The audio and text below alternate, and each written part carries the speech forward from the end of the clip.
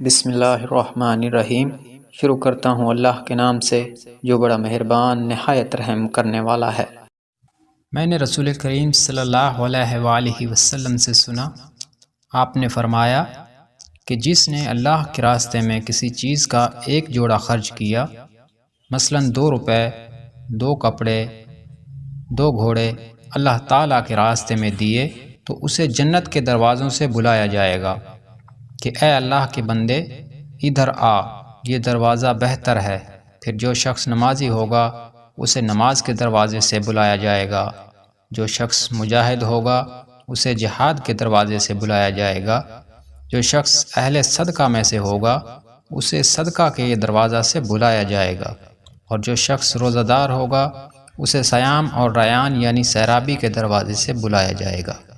حضرت ابو بکر رضی اللہ عنہ نے عرض کیا، جس شخص کو ان تمام ہی دروازوں سے بلایا جائے گا پھر تو اسے کسی قسم کا خوف باقی نہیں رہے گا۔ اور پوچھا گیا کہ کوئی شخص ایسا بھی ہوگا جسے ان تمام دروازوں سے بلایا جائے گا یا رسول اللہ؟ آپ صلی اللہ علیہ وآلہ وسلم نے فرمایا، ہاں، اور مجھے امید ہے کہ تم بھی انہی میں سے ہوگے اے ابو بکر۔